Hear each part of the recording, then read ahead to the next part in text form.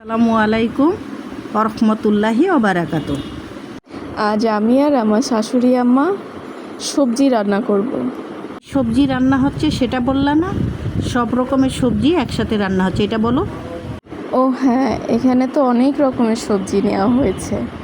এই যে যেমন আলু, টমেটো, আলু, তারপরে হচ্ছে মিষ্টি কুমড়ো, তারপরে পটল, তারপরে বরবটি, কিছু বেগুন আর পাতাকপি, সাথে লাউ।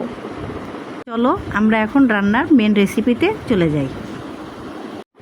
আমি শুরুতে সব সবজিগুলো ছোট ছোট করে খোসা ছাড়িয়ে আলাদা আলাদা করে নিয়েছি, যাতে ভিডিও করতে সুবিধা হয়। আর এই যে কিছু মসুরির ডাল ধুয়ে আগে থেকে রেখে দিয়েছিলাম, এখন নিয়ে নিচ্ছি। এবার সব সবজি একে একে আমি এর ভিতরে দেব। যেমন ডাল দিয়েছি, বরবটি দিয়েছি, এখানে পটল দিয়েছি, এখানে আমি পটলগুলো দিয়ে দিলাম। তারপরে বেগুন, মিষ্টি কুমড়া, এখানে আমি মিষ্টি কুমড়ার সম্পূর্ণটুকুই দিয়ে দিলাম। তারপরে দিলাম লাউগুলো দিয়ে দিলাম। তারপরে আলু, একে একে আমি সব সবজিগুলো প্রেশার কুকারে দিলাম। আর টমেটোগুলো এখন দেব না, এটা কিছুটা আমি পরে কেটে নিয়ে তারপরে একসাথে করে আমি সম্পূর্ণগুলো দিয়ে কাঁচা ঝাল দিয়েছি। দিয়ে এখন আমি ওতে লবণ দেব, হলুদ দেব, দিয়ে এখন আমি ঢাকনি দিয়ে এটাকে কিছুক্ষণের জন্য প্রায় 3টা সিটি দেওয়ার পরে এই যে সেদ্ধ হয়ে গেছে আমাদের সবজি। একটা গরম কড়াইয়ে পরিমাণ মতো তেল নিয়ে নিলাম।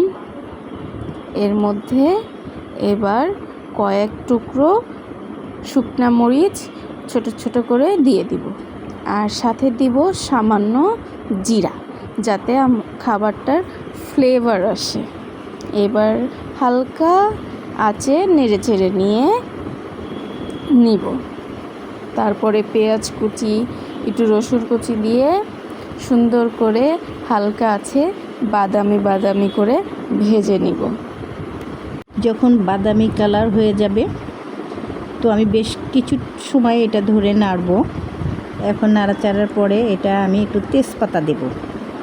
তেজপাতাটা দিলে একটু বেশ সেন্ট হয়, তরকারিটা খেতে খুবই ভালো লাগে। তো আমার বাদামি কালার হয়ে গেছে, এখন আমি সবজিগুলো একে একে এর ভিতরে সম্পূর্ণটাই দিয়ে দেব।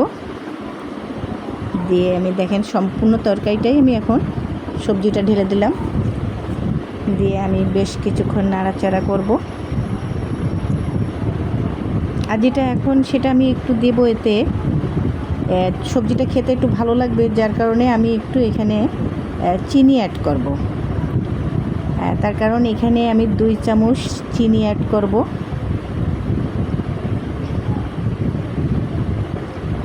আমি আরও 1 চামচ চিনি দেব। আর এটা আমার ছেলের বউকে এখন থেকে আমি একটু একটু করে শেখাচ্ছি, তার কারণ এক সময় তাকে এই রান্নার হালটা ধরতে হবে।